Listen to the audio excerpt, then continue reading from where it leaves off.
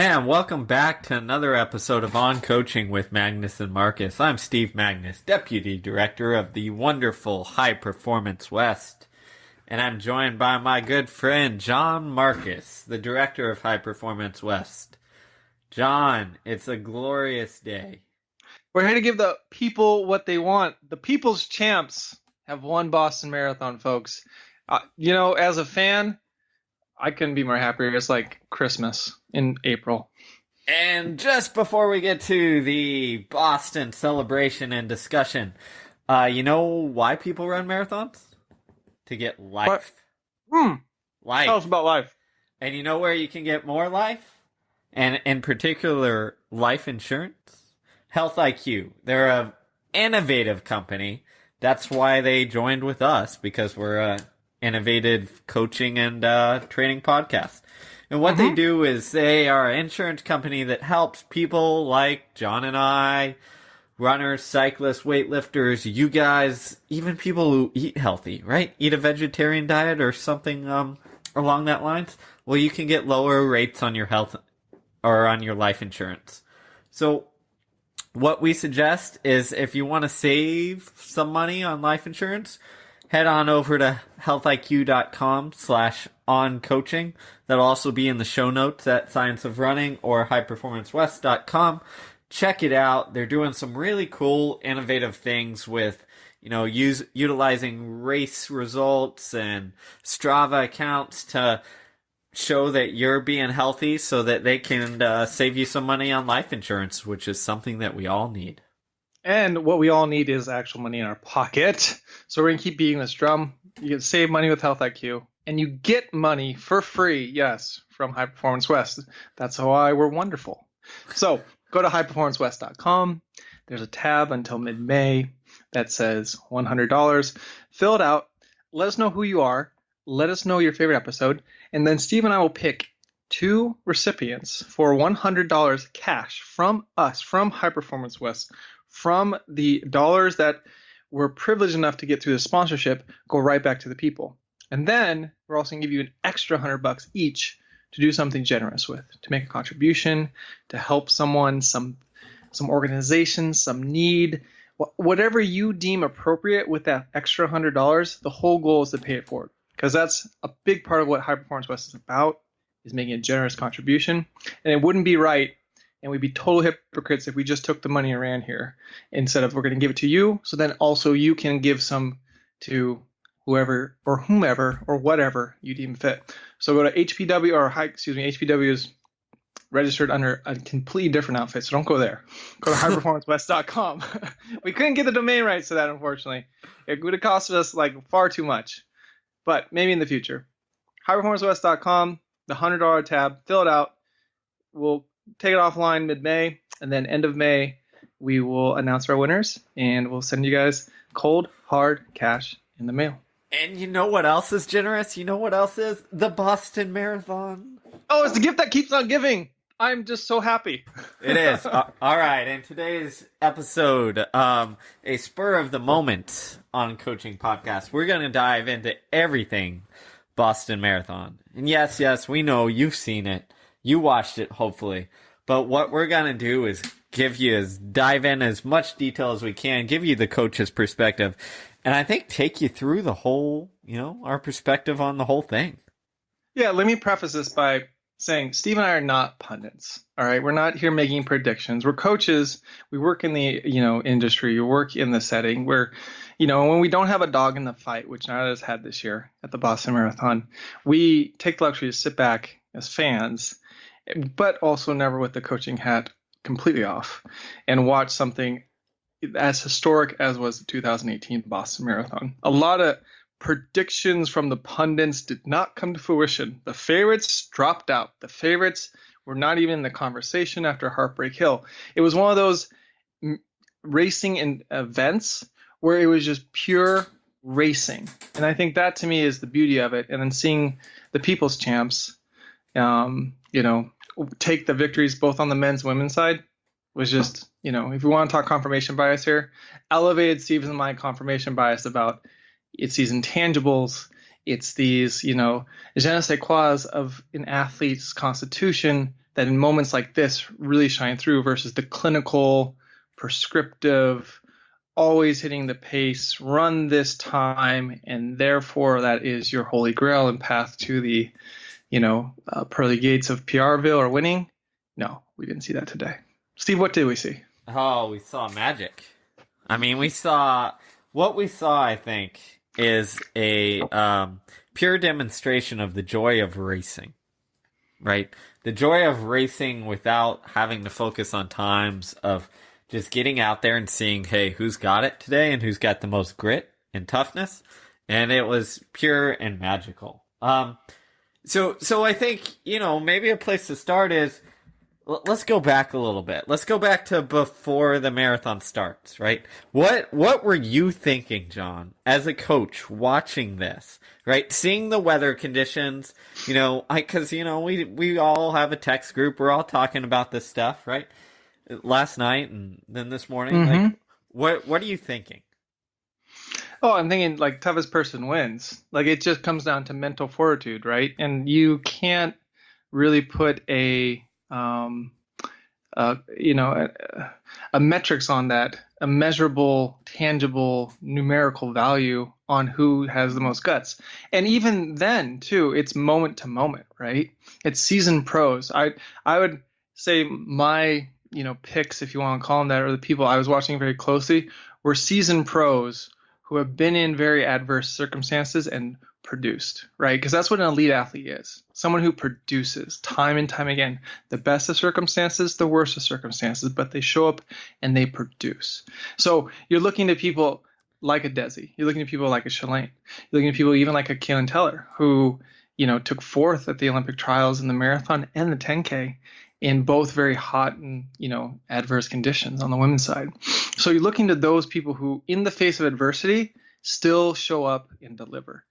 However, they're human too. If you've seen, any type of press conference with Desi, she discussed dropping out in the early stages of the race. Part of her strategy of helping Shalane or like Molly Huddle and forging the win was like, man, I'm probably going to drop out. I don't feel that good today. And you see even the pros, the best, centrate on the wrong things, which is, how do I feel?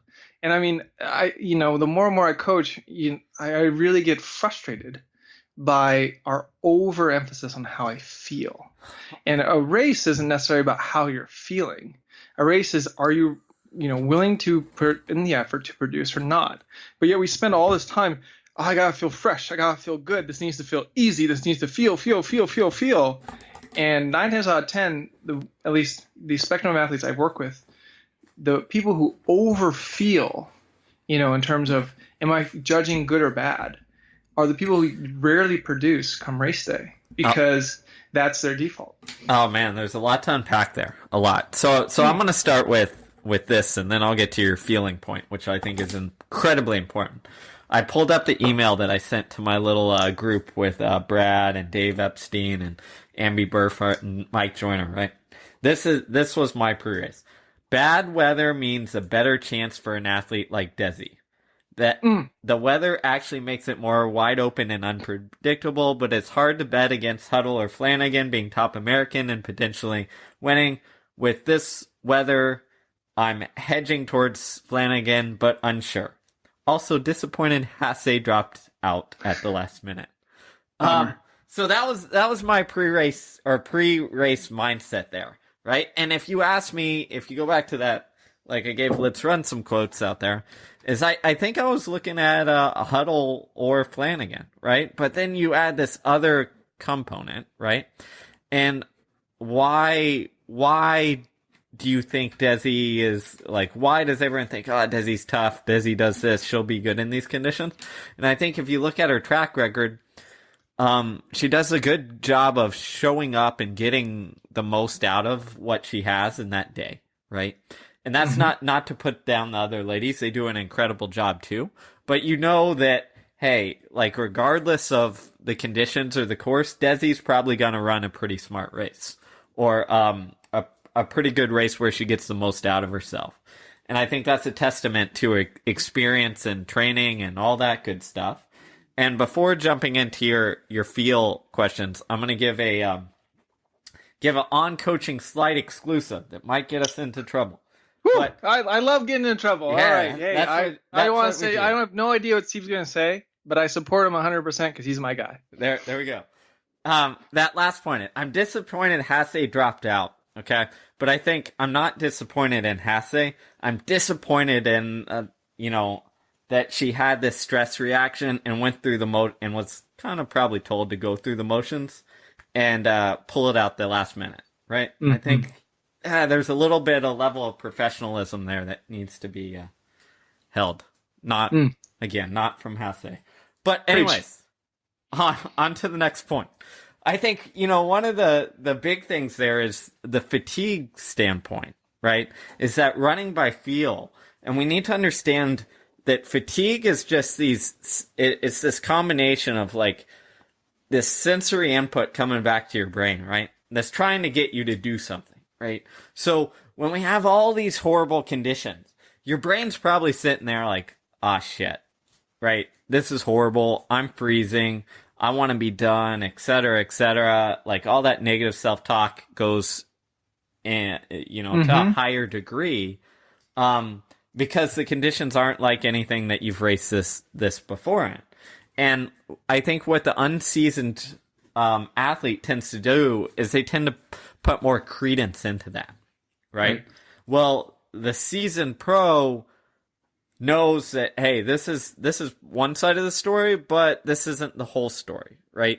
And I've got to, Well, rough patches exist, right? Frank Turner is famous for saying, yeah, rough patches, they just come up on you in a marathon, and he'd be running along fine, and then for 5Ks in a rough patch. He doesn't freak out. He asks the question, I wonder how long this rough patch will be. I know I can get through it because it's just a rough patch. 9 times out of 10, the less seasoned veteran or the athlete who tends to freak out when met with the rough patch thinks that you're going to have a continuum, a constant state of it being rough. Yeah, sometimes you have to pull the plug, sure. But if you can forge through that difficult effort, or that difficult time, but maintain the integrity of your effort, you can turn a corner of all of a sudden, I feel good. It's amazing. It's amazing how the body works and how, again, we are very clinical with our approach in a lot of areas, but yet how still, much in our infancy we are with our understanding about how the body really, really works in difficult crucibles like the racing environment. Yeah, 100%. And I think that's where it's like you can almost, I know we preach a lot to like listen to your body, but like listening to your body and what it's telling you means to discern like the good from the bad, right? Mm-hmm. And I think that's where a lot of times what I see from young athletes is the sense that once they have that bad signal, it goes immediately to that freak out moment. And for athletes who have that experience, you don't jump straight to the freak out moment. You have this moment where you try and figure out, hey, is this real or is this not real or is this something I can work my way out of? And you try and do that, right? And I think that's what we saw today, right? But what I think is even more important in Desi's like acknowledgement of the rough patches is what did she do during those rough patches? What was her mindset switch that she talked about? Mm-hmm. And there she says, hey. And she actually told Flanagan this, right? She says, hey, I might drop out. Let me know if you need me to do anything to help. Yeah. Help. Mm-hmm. Right? I'm going to take a service posture here. Yes. Exactly. 100%. And by doing that, like, what does that do? Well, that shifts things from just this almost like, woe is me, right? Part to, okay, like, this might not be the best, but I'm going to do the best that I can to get, like, to get something positive out of this. And it's famous as like what Jerry Lindgren did when he first started racing, right? He's like, I'm the worst guy on the team. I suck. But what I'm going to do is I'm going to push as hard as I can for my teammates. I'm going to go as far as I can for my teammates. And this tangent and personal anecdote here, an offer is very reminiscent of the year that my cross country team in college won the first Ivy League cross-country title as a team in 25 years, the HEPs, right? There's a lot of history there. And so Columbia had just been a bottom feeder of distance running for a long time in the Ivies. A teammate of mine, Will Boylan Pett, Liam Boylan Pett's older brother, he was the senior captain. He has stress fracture in his tibia, and he lined up the day of Habs and he said, "Guys, I'm going to take the pack," because we had two frontmen who are our 1-2 punch, but we had a big group of guys. He goes, "Guys, I'm going to take this pack as far as I can until I black out, until my leg falls off, or until it completely snaps. And then after I'm done, 3 of you got to go." Will said that to all of us, and he set the table. And he knew he wasn't going to finish. He knew he could only get so far. He actually took us to 5K. But out of that group, you had a band of brothers and a band of teammates who were very motivated to then do right by Will's effort. So a host of us, like guys that never even performed at even a conference level capacity, came out of the blue, and we won magically that first cross-country Ivy League title in 25 years. And since then, Columbia has gone on to been a consistent contender for the Ivy League cross-country championships. But the moral of the story here is it took a service mindset from a leader to then propel the entire group to the next level. And it's funny because you see what Desi did. She's a leader in her own right. She took a service mindset. She took the narcissistic point of view off of herself. How am I doing? How am I feeling? Okay, let me help the other Americans here. Let me help Shalane. Let me help Molly. Let me help these people, right? And then from that, she says, and then I looked up all of a sudden, and I was in 3rd or 4th. So I was like, oh, maybe I shouldn't drop out. Oh man. So what you see is it's a beautiful shift in perspective, where sometimes we have that tendency, especially as a less experienced or more highly narcissistic athlete, to focus so internally and be like, oh, I'm feeling awful. Oh, woe is me. Oh, life sucks. Oh, blah, blah. But if you can slightly shift it externally, and these weren't even teammates who were trained with, right? These were actually outright competitors, different brands that they all represented, different coaches, different locales of the nation. But Desi decided to view them as teammates, as Americans, because she's raced with all these women on Olympic teams or world teams as teammates in that construct. And so she adopted a posture which ended up propelling her psychologically to a place where she found herself in the lead or leading. And all of a sudden, now the thoughts about feeling bad when you're in this historic moment somehow magically dissipate. Exactly, 100%. And I think that's probably one of the most fascinating things. And if you look back to Meb's victory, remember it was Ryan Hall who had similar thoughts, right? And I think that's probably one of the coolest things that you can see. And even seeing after the race and the other Americans celebrating, Desi's win, right? Mm-hmm. That's the coolest thing you can see is this joint camaraderie of competitors, right? These people are going, head to head with each other all the time, and for big paydays and big money and for Olympic teams and stuff like that. Yet in a race like this, they can almost set aside and say, all right, what's the bigger picture? If I can't do it, who do I want to be able to? Right. And the other thing too is the thing to champion here with Desi is it's not a game of numbers, right? She doesn't have the most outstanding PRs on the track. I'm looking here at her profile, and it's, her 1500 meter best outdoors is 4:27 from college. Her 10K on the track best is 31:37 from the U.S. Championships in 2011. Her half marathon best is 70:34, right? So it's not like this is absolutely insane, the American record holder in anything, as Shalane or Molly or other headliners tend to be. There is a certain other element, this intangible, if you will, for lack of a better word, that equates to this peak performance, right, in an opportune moment. And we applaud and laurel the people who have done it before, and we pick them to do it again because they did before. But even someone, self-professed as Desi, who was in a quote-unquote slump, right? You remember hearing about that? Like, oh, I'm in a slump. I'm just going to race, try to find my mojo again. She's in this slump for 6 months leading into Boston. It wasn't the perfect training program. It wasn't perfect harmony, even with philosophical, agreement and disagreement with the coaches about new members that are joining Hanson's. Things weren't perfect, by any shape of the imagination. But yet somehow, some way, she showed up and delivered on the day. And as I'm saying this, Steve, it reminds me, reminiscences of Sarah Hall's training, right? When you were all excited about her going into Los Angeles, when you're like, oh man, her training is perfect. It's perfect. It's the best it's ever. And it ended up being adverse conditions. And she had, forget if she dropped out or if that was Ryan or she had a bad race. But then she went into like Chicago, right? And you were kind of like, well, training's kind of been, I don't know. And then she blew the doors out in Chicago. Is that correct? That is 100% correct. Yeah. And so I think sometimes we put way too much stock in this is the most miles they've ever ran, the most intense they've ever ran, the fastest they've ever ran, the best training they ever had.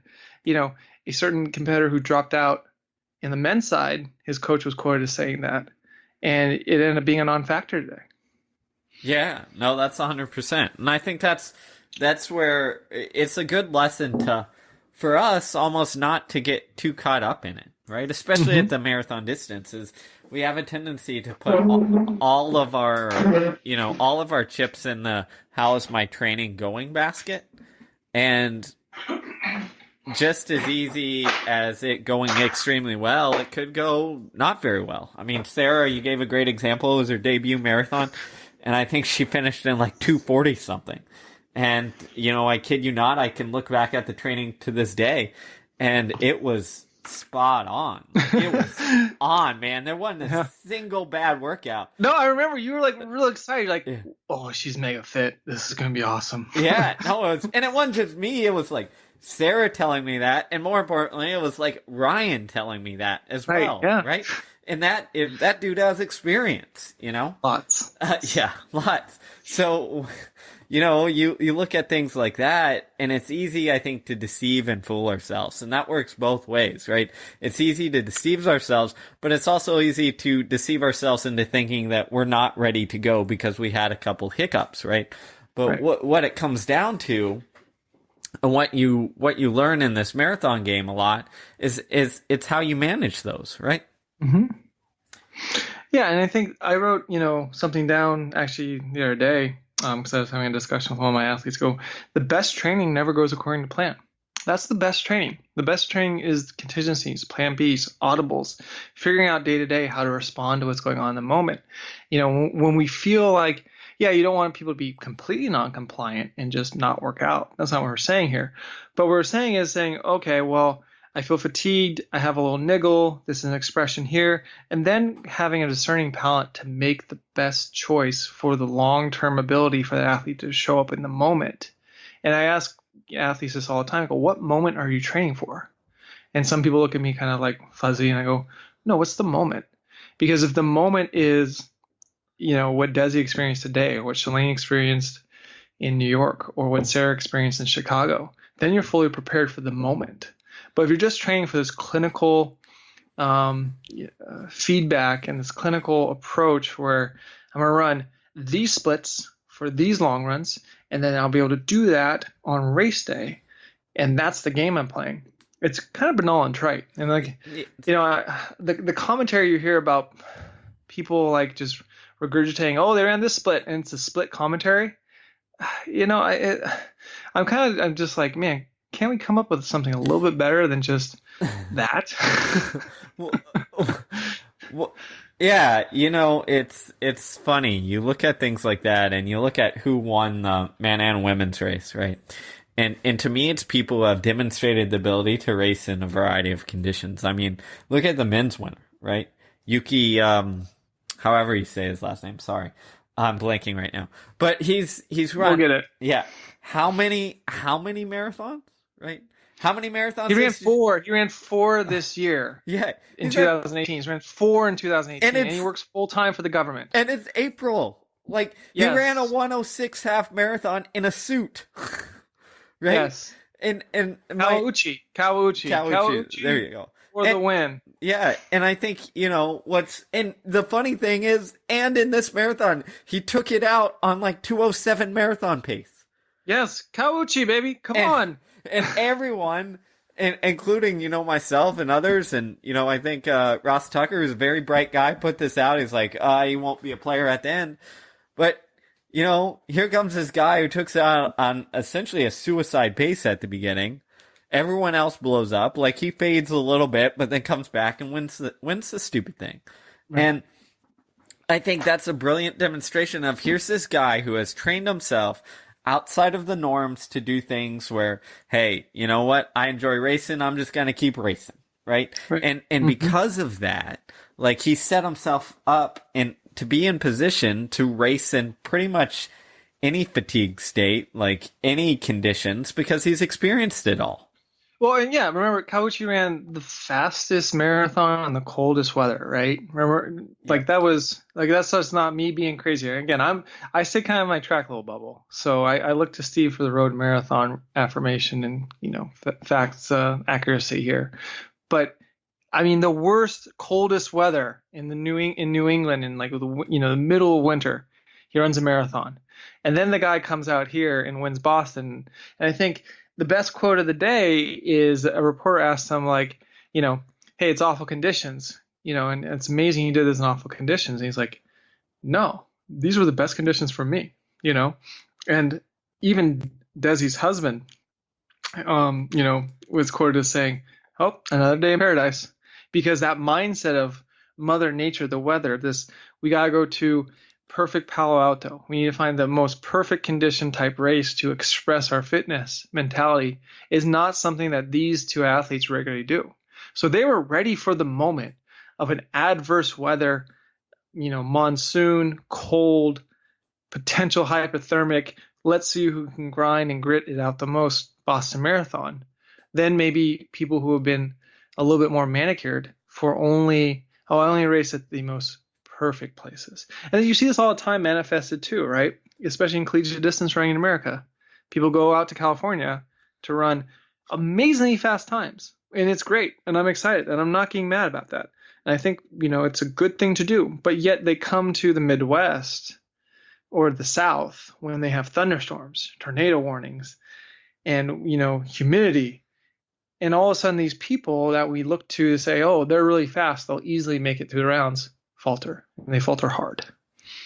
Yeah, and I think that's it kind of comes back to our guy Nassim Taleb's book Anti-Fragile a little bit, right? Yeah, man. Oh, we've been talking about it for like years. That's how good of a book it is. Yeah.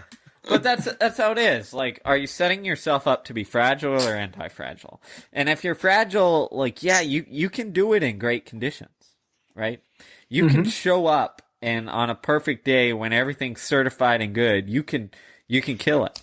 But, when things can't be controlled, aren't manufactured, aren't, set up in a perfect way, then sometimes, the real racing occurs, right? And I think,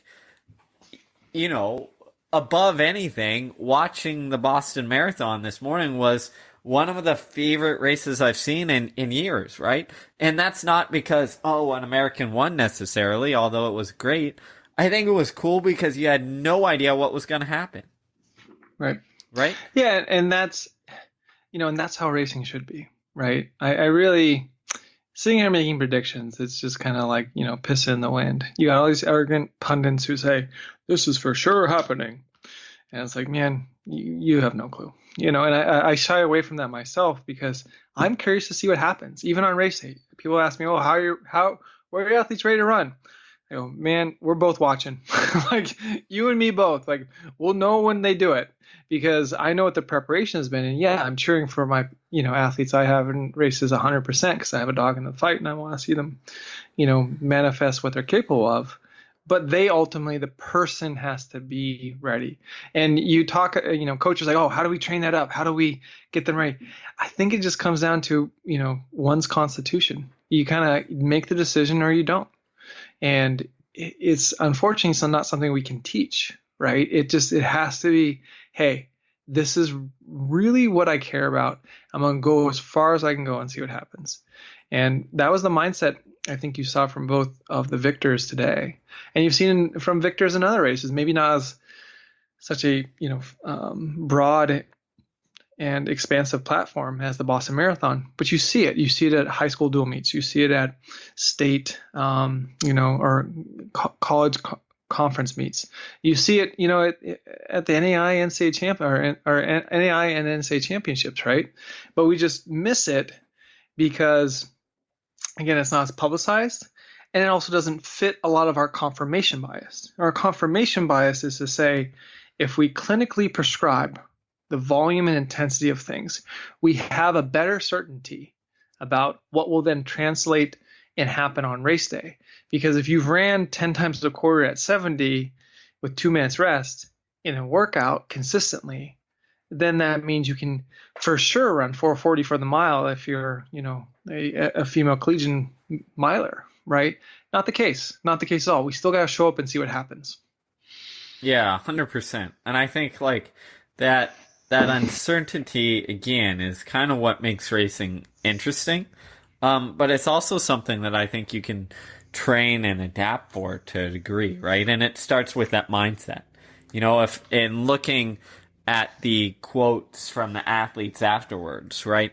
You look at their mindsets and you look at what Yuki said about the weather, as you pointed out. You look at what Desi's husband, I believe, said about the weather, right? Those are mindset things. And a lot of times we gloss over those and say like, oh, that's, to use Lauren Fleshman's word, that's woo-woo, right? Mm-hmm. And, I think what you see is that like when push comes to shove and these kind of characteristics, like it matters, right? You have to have the right mindset to be able to, to finish this thing. And honestly, if you look at just what happened in the last couple miles. Right. Yes. Right. I mean, look at it. So I'm going to give people a little refresher here. All right. Let's go to the women's race. Let's look at 21 miles. All right. I'm going to bring up the leaders. All right. We have Daska in first, Gladys Chessier in second, 1 second back. Desi Linden's in third, 7 seconds back. Molly Huddle fourth. Fifth is Hiroko from Japan. Sixth is Flanagan. Seventh is Kiplagat from Kenya. Eighth is Rotich from Kenya. 9 is Nicole Demercurio and from the U.S. And 10th is Krista Duchesne from Canada. All right, that's 21 miles, right? 21 miles. Yeah, we got 5 miles left to go. And then the finish, Linden. Sarah Sellers from the U.S. What? Yeah, Weaver State alum. Shout out to the big guy. There you go. I remember when she was Sarah Callister and I was coaching at Portland State. I was like, she's gritty. There you go. Gritty, right? She was gritty. I was like, man, she's gritty. I know Paul, her coach, phenomenal. Like, just, yeah. I'm a big fan of that. Krista Duchesne, third, goes from 10th to third, has, I think, 3 kids, I want to say, a couple kids. Rachel Highland moves up to fourth. Jessica Chichester, fifth, no idea where she came from. Nicole, sixth. Flanagan, seventh. Kimmy Reed, eighth. Edna Kiplagat, ninth. Hiroko is 10th. Like, it's a completely changed. The deck shuffled, yes. Yeah, insanely so. Over just the final, you ran 21 miles and you have 5 miles left, right? And the deck changed completely. And I think that right there, shows how fun this race was to watch. Yeah. One, but it also shows that, hey, when push comes to shove over the last couple miles, what matters, right? And I think we forget like the legacy of Samuel Angiorno here, right? Yeah. I mean, the most prolific, like to me, he's the greatest marathoner of all time. I mean, even though he died way too young and forever like under whatever weird conditions, but to do what he did at Beijing Marathon, go out at what people thought in the heat and humidity was lights out insane. Oh, he's definitely going to die, guys. Nope. Set the Olympic record in the marathon in the most adverse conditions. Because why? He was ready. And then, remember Chicago Marathon before his passing? I mean, you thought the guy was dead. You thought, no way he's going to win this. Somehow, some way, he looked deep, deep inside himself and rallied to beat a world-class athlete who was at the top of his game to win the thing. I mean, and that's the beauty of the artistry of racing. And that's the beauty of the artistry of the marathon, or even the 100 meters or any event we have, right? And to demean it by just saying it's a pure splits endeavor. Again, I'm just so tired of that narrative. It's just sloppy and lazy. It just shows you that people really haven't done their homework if you're just going to sit here and talk about splits all day. Yeah, that's a part of the narrative for sure. But if you're a journalist of any repute, or if you're positioning yourself as a pundit who's making predictions, do your homework. Talk about those intangibles, because especially in a marathon and even in any races, they do matter. They do. I mean, again, and not to belabor the point, but looking at the men's splits at 35K, so 7K left, Yuki was 90 seconds back from Karui. That's like 400 meters, at least. Yeah. And this is... You're a lap behind on the track. And this is Karui, right? Karui's very good. Yes. Respect. I mean, he's excellent. And I think that's what it shows a little bit is like, hey, here you go, is this, the deck shuffling a lot. But it also shows that, like, hey, here's guys in both Yuki and females, Linden and others, who timed it well enough to race to the finish, right? And I think that's the other thing that is very interesting, especially as me from a science nerd standpoint, is looking at the pacing strategy, not in terms of splits, but who judged their effort well to the finish, right? And what you saw is a lot of people who absolutely did not, right? Who overspent early on and paid the price, right? And you had these crazy temperatures and wind and rain and all this stuff, and our two leaders figured out how to measure their gas tank the best. Right. Yeah, and I think it comes down to focus, right? Focus. So when you're focused on the right things. When you fall out of focus, you start to focus on the wrong things. So that's, to me, is what I call focus state. So focusing might be thinking about how you're moving, or some type of mantra, or things that really create that immersion in that flow state, because you're just centering on that.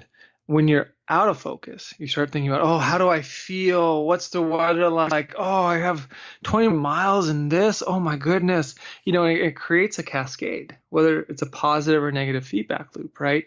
And we know positive feedback loop and negative feedback loops are exponential when it comes to psychological thought. So if you start to engage that thought positive, it begets momentum in a virtuous direction. But if you engage the negative thought, it also begets momentum in the bad direction. That's not going to be useful to you. And that's how I distinguish good and bad. Good, useful; bad, not useful. And you see these athletes who, Desi was in a negative mindset pattern, a rough patch. She shifted to a more service mindset, found herself all of a sudden up in contention for the win and in the podium, and said, oh, I guess I don't feel that bad after all, right? Because she got new evidence to make a new decision. And that is important as well too, right? Sometimes we think constant in terms of how it is now is how it's going to be forever. I'm suffering, it sucks, I'm at mile 5, can't believe I can go another 21 miles. Or, oh man, I'm at mile 21 and I have 5 miles to go and I feel really bad. I don't know about this, But once you get new evidence and new data, and sometimes it's just your thought. Sometimes it's just, do you believe that positive, useful thinking that you employ? That can then create a whole new constitution about how you're doing what you're doing and why you're doing what you're doing. But what I've noticed is, again, the more inexperienced athlete, or the athlete who hasn't forged themselves through these difficult situations time and time again, it's a difficulty sometimes of what to measure, what to track, and what to ignore. And so all inputs are then processed. And the best athletes and the people who are victors in these adverse conditions, they ignore so much and they focus on the elements to measure and track that actually are the most vital to there. They've cut through all the blizzard of noise to the clear signal. And that's what you see with people who appropriate their energy, or appropriate their fuel, gas tank, if you will, to be able to run the race to the finish. Versus several of those women, right, who were there that you mentioned, Steve, in the top 10 with 5 miles to go, a couple of them dropped out 5 miles to go, probably, for a variety of reasons. But it's amazing how much changed in a span of like 35 minutes. Yeah, it really is. I mean, that was what, again, I keep coming back to that. This was a pure entertainment spectacle, right? I was sitting there in our staff meeting, right, watching the Boston Marathon, and trying not to go nuts while seeing things go until the end when I could go nuts. Yeah. But that it's like the enjoyment out of that, and I think one of the things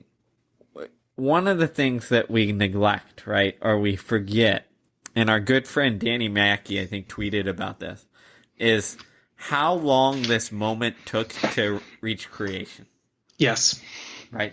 Like, what the time span was and the investment was to get to this point. Right? And I think that's an important point of this that we hopefully learn is that success does not come easy or overnight a lot. And sometimes it takes, Desi's been with Brooks for probably 12, 13 years now. Yeah, let's just do a quick aside here, right? Desi has been, on the scene longer than that. But when she started, she didn't come out with the big contract. She didn't come out, with all the hype in media. She was just, Desi working part-time in the running shoe store, throwing down the miles in the Michigan Winners. And it was brick by brick, step by step, that she just kept showing up. And I think she even tweeted something to that effect. Just keep showing up. Because if you show up at the start line, you have a shot. If you don't make it to the start line, you have zero shot. And then if you disqualify yourself before the race even begins, that's on you. And I know a lot of people and athletes who disqualify themselves from the get-go because they look at someone and they say, oh, their resume is really impressive. Oh, they are fully sponsored and I'm not. Oh, they have this really famous coach or agent and I don't. Oh, this and all that. And you've disqualified yourself fundamentally because for what? Because the kit or singlet that in school that they go to is perceived, quote unquote, better than yours. That's not why we run the race. We run the race to see who has the best stuff today, given all the circumstances and conditions today. Not tomorrow, not when it's perfect, not when you feel the best, today. And we'd be remiss if we don't remember that's what peak performance is about. And Steve will cut me off and tell me if I'm absolutely wrong because he wrote the book. But it's about the best that you got today. Not, when everything's perfect or you feel just right or you're finely tuned, but on the day. And that is where sometimes I think we lose our constitution as coaches and athletes about what we're really, really training and preparing for is for these types of moments. Because if you look down the list, the Olympic, Rio was not the most favorable conditions. The NCAA regional meets are never the most favorable conditions. Outdoors USA track this year, right? Des Moines, Iowa, not going to be favorable conditions in June at all. But so are you training people to run very, very fast and that's the game you're playing? Or are you training them to have a more diverse capability where they can run very fast, but also they're just tough as shit? And, that's what you saw. Any champion at their heart is just one tough mother effer. That is 100%. And as the person who wrote Peak Performance, I couldn't agree more. And in fact, I believe Desi is mentioned in our book, Peak Performance. So there you go. Rightfully so. Well, what other?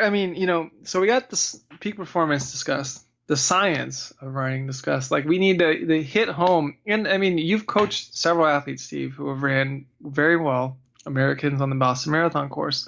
What about this course? And what about, performing on this course, do you consider when you are preparing people or working with people for this race? Yeah, it's a good question. Because it's a tough course, man. Even if there is no bad weather. No, it's or adverse tough. weather. It's tough. There's almost always wind and all that stuff, but there's also, it's just hills and, you go downhill for a while, which beats your legs up, and then you got the hills at the end. So, I think what I've learned in this course is it's more about knowing and the ability to pace and judge the marathon well, right? And, watching it today, right? And I provided my online little Twitter summary as I was watching it, thoughts. But what I saw, and you could tell, is that some people misjudged it, right? When Daska took off in the lead, at that moment, in those conditions, with the major hills to come, right? I remember tweeting it out. I remember texting Brad and saying, like, yeah, that's probably too early, right? The other ladies in the pack, like, if they're close enough, they're gonna be fine. And the reason for that is that Boston provides this unique, different aspect of a course, and it changes the marathon, right? If you're just training for a marathon, if you're training to run, let's say 220 as a woman or 225 or whatever, and you think, okay, I'm doing this training, I'm in 220 marathon shape, and you show up for Boston, well, all bets are off. If you didn't do the prep for Boston, right? So, with Neely or Zach or some others who I had performed really well at Boston, it's because they did some specific prep work, right? They were doing hills in the middle of their tempo run, right? So they might do, instead of a straight, marathon pace traditional effort, they might do 3 by 3 miles or 3 by 4 miles at marathon pace with 5 by 60-second hills in the middle, right? Because you're trying to get used to getting crap in your legs running up and down hills, actually. Yes. But then, like, getting back into a rhythm, right? Because that's what it kind of is. It's like getting some stuff in your legs, getting back into a rhythm, getting some more stuff in your legs, getting back into a rhythm, and just, like, trying to figure out how to do that. So you have to change the dynamics of it. I mean, I remember even when I was with Kara Goucher training, right? She would do some downhill work. Now, they went crazy on it and beat her legs to death. But, like, you've got to understand and have the skill set to run downhill as well as uphill at Boston. And it has these nice, distinct requirements, that you have to train for, that is more than just training for a marathon. And I think, too, it's a nice illusion to think that if I just run these paces in training and workout, I'm magically going to walk to this PR. And this goes for anyone, whether you're a 3-hour, 5-hour, 2-hour marathoner, right? It's the mental crucible, the ability to say, again, going back to Kawauchi, of saying, look, I never gave up. I never gave up. This concept that you're always betting on yourself and that you're just curious rather than worried. And that's the whole concept of, like, I never gave up, to unpack that. Most people are so worried about the outcome. If I don't run this time, then it means all my effort. No. To be curious, see what you can do, see what your best is today. And if you can cross the finish line and be like, hey, that is everything I had in my fiber of my being today, then you did it. I mean, you did what you could do. You can look at that race and look at that day and say, hey, that is why I showed up, is to see what I had. And yeah, we train to stretch, we train to grow, we train to create to respond to a stimulus, to create an adaptation, to get a payoff. And the payoff is to be able to do things at a longer capacity or higher intensity of capacity, yes. But again, if you're not embracing the difficult moments, if you're not embracing adversity in your training, if you're not embracing the opportunity to, use training, or the days you have a blister on a long run, the days your shorts are like, sports bras chafing really bad, the days where it's like, it's just cold and wet from the first step, and it's windy and it's just not going to get any better. If you're not embracing those tertiary things as part of your training, and you're so fundamentally worried about what your stopwatch or GPS says, and that's how you judge whether what you're doing is valuable or not valuable, or you're getting better or not better by what those numbers only say, again, I'd encourage you to reconsider, because what we saw today was it was not a game of numbers of splits, Rand. It was a game of, you know, mental fortitude. It was a game of reconvincing oneself to say, hey, let me find a way out of this rough patch. It was a game of saying, I'm going to put my bets on me, and I'm never going to give up until I cross the line. And I think that, you know, this is a good demonstration of why, like, being prepared isn't preparing for some exacting specific domain, right? Mm-hmm. Because it's impossible to tell how a race will go or what conditions will go. A couple days earlier, you had the Commonwealth Games, which was Right, yeah. the marathon, which was run in extremely hot conditions, and the leader, who's a very good quality athlete, Callum Hawkins, suffered from some apparent heat stroke, and had a very almost tragic dropout.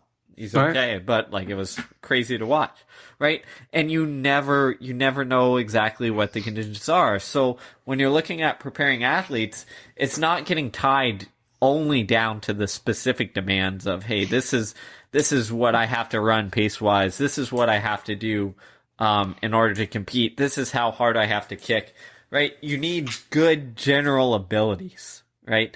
And I think that's what you look at Desi or any of the others who ran pretty well there, is they not only are very specifically trained for the Boston Marathon, but they're very generally trained, have skills to utilize in different settings.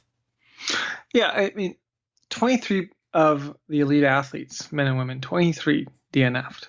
That just goes to show you how insane and traumatic the conditions were. I think that's more than the hot year, right, when Leonard Courier won. Yeah, and we should point out that, people are like, you'll just DNF if you're not there. But, many of these athletes could have placed in the top 10, right? Or top 5.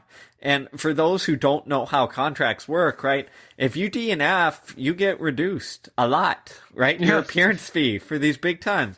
But a lot of times there's time kickers, but there's also place kickers a lot, which means, hey, if I place in the top 5 or top 10, regardless of my time, I'm going to get all of that appearance fee. So some people who legitimately would have banked some big money dropped out just because the conditions were so horrible.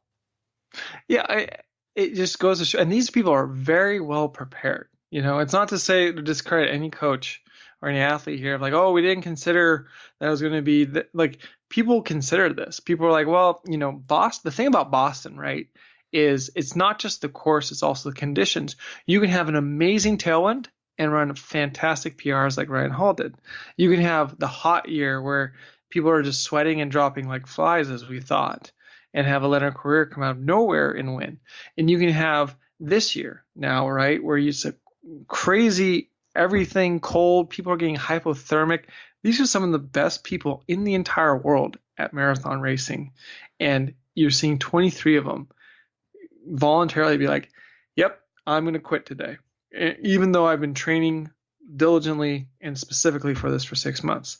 That is not normal. That just goes to show you how difficult today was. I don't know if we'll ever see something like this ever again. It's a historic Boston, and I'm glad I witnessed it. I'm glad I'm alive.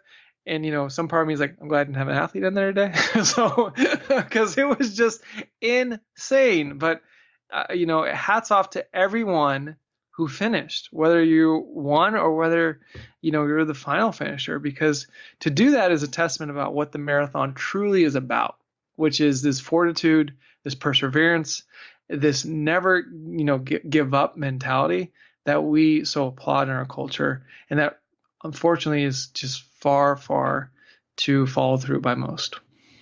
Yeah, I couldn't have said it better there with, having it. I would have, this is the first Boston in a couple of years I haven't had someone. So it would have been very interesting to see what would have happened. But I don't know if I could be out. I definitely would not have been out there cheering for them. I would have been inside watching the TV. Sorry, Coach Truth there.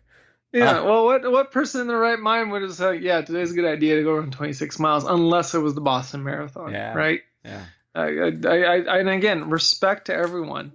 total respect to everyone who showed up, who started, who gave it a shot.